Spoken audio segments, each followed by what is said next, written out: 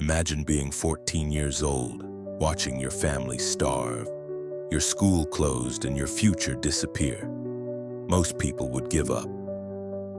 But one boy from Malawi walked to a junkyard and built something that saved his entire village. This is the incredible true story of William Kamkwamba, the boy who harnessed the wind. William was born in 1987 in a small village in Malawi, one of the poorest countries in the world. His family were farmers, living season to season on their crops. Life was already hard, but in 2001, disaster struck. A terrible famine swept through the region. Crops failed, food vanished, and people went hungry. William's family could no longer afford school fees, so he dropped out after just 1 year of high school.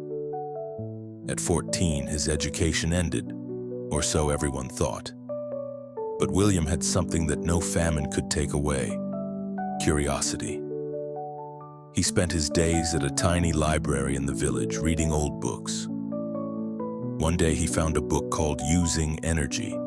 It showed pictures of windmills generating electricity. For William, it was like a light bulb turning on.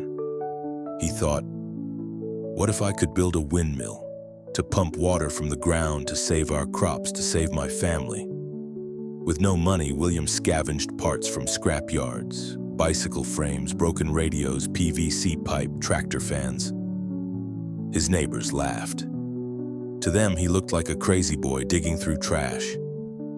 But piece by piece, he built his machine, a wooden tower, blades cut from old plastic pipes, wires pulled from junk electronics. And finally, a car battery to store the power. When the wind blew, the blades turned. And for the first time, light filled his home. Soon after, he connected a pump to draw water for crops. William had done the impossible. At first, only his village knew about the boy with the windmill. But word spread, journalists came, then scientists. In 2007, William was invited to give a talk at TED Global. He stood nervously before the world and said, "I tried, and I made it." His story inspired millions. He later received scholarships, studied abroad, and returned to Malawi to continue developing renewable energy projects. William's one windmill grew into a movement. His invention brought electricity and irrigation to his village. His story became a best-selling book and even a Netflix film, The Boy Who Harnessed the Wind. But more than that, his journey lit a fire in the hearts of young people everywhere. You don't need money, fame, or privilege to change the world, just determination and imagination. William Kamkwamba, the boy who looked at the wind and saw hope, a boy who turned scrap metal into survival, and a boy who proved that sometimes the greatest power of all is belief.